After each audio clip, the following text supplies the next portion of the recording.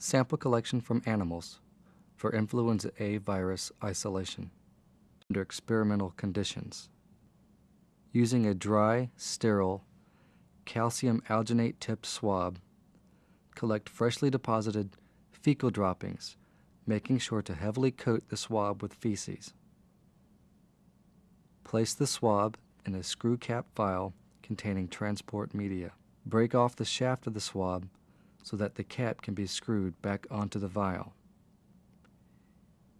Immediately place the sample on ice. Samples should be kept moist and cold following collection and until they can be tested for the presence of virus. When it is possible to collect water samples, use a sterile, needleless syringe to collect 1 milliliter of drinking water from each cage. Eject the water into a screw cap vial and immediately place the sample on ice.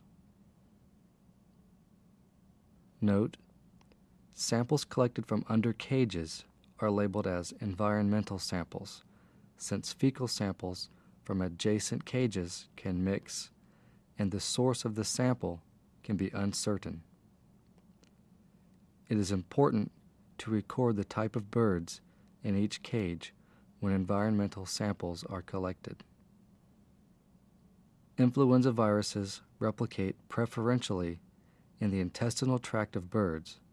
Therefore, the best samples for influenza virus isolation from live birds are cloacal swabs, although tracheal swabs should also be collected. For the purposes of this video, swabbing of the chickens was performed in an animal facility under experimental conditions. Materials needed for sampling animals for influenza virus include dry, sterile, calcium alginate tipped swabs, sterile screw cap vials, 1.0 milliliter of isolation media containing antibiotics for each cloacal swab, 0.5 milliliter of isolation media containing antibiotics for each tracheal swab, and ice. Prior to sampling birds, personnel should don personal protective equipment such as gowns and gloves. This is the minimal personal protective equipment. However, if possible, head covers and face masks should also be worn. Take the chicken from the cage and have someone hold the animal. If animals are tagged, check the wing band or leg band for the animal number. Label 2 vials with this number and designate each one either trachea or cloaca. Also, record this information on a field data sheet. The trachea is easily recognized by a white ring of tissue near the base of the tongue. The chicken may close the trachea between breaths, but wait until the bird takes another breath and opens the trachea to swab. Insert a dry, sterile, calcium alginate fiber-tipped swab into the trachea and gently swab the inner wall of the trachea.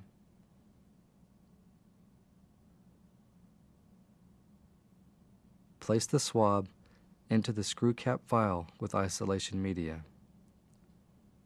Break off the shaft of the swab so that it will fit into the vial and screw the cap back onto the vial. Place the vial containing the swab on ice. Locate the cloaca near the tail feathers. Insert an unused, dry, sterile swab until the fiber tip is not visible and gently swab the cloaca.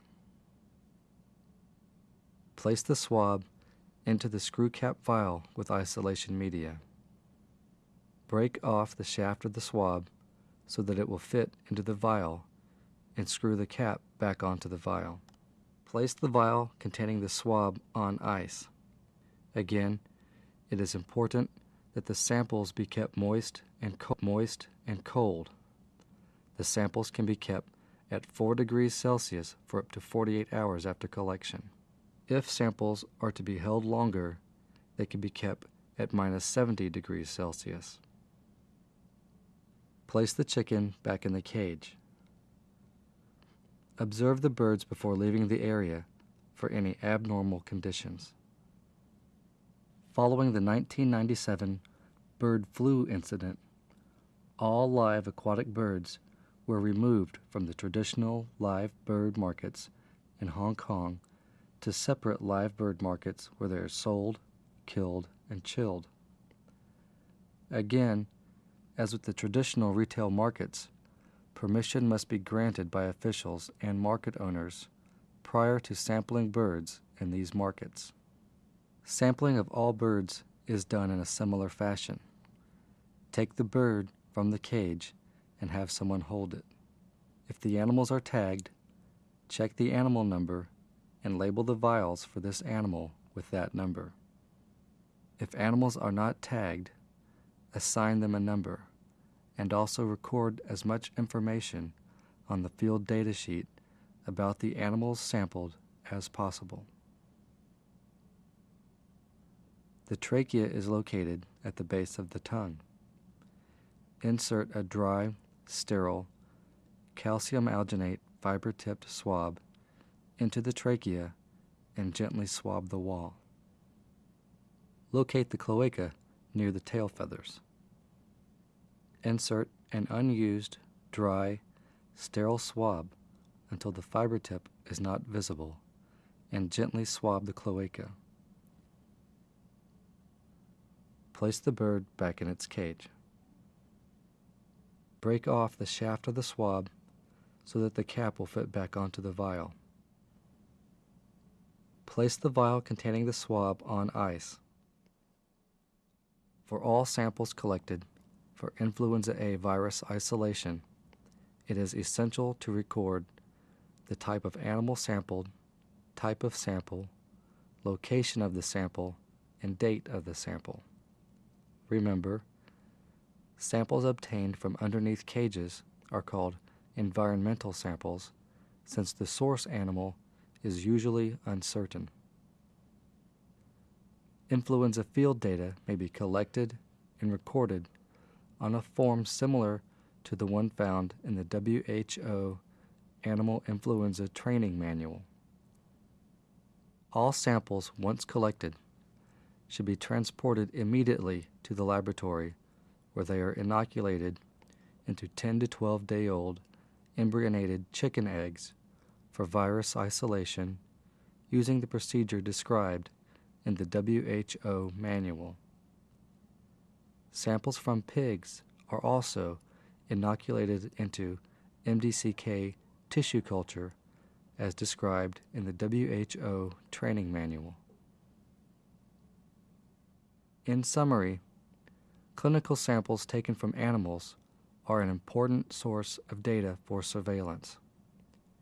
The best samples for influenza virus isolation from live birds are tracheal and cloacal swabs, although fecal swabs can be collected for virus isolation if permission to handle birds has not been obtained.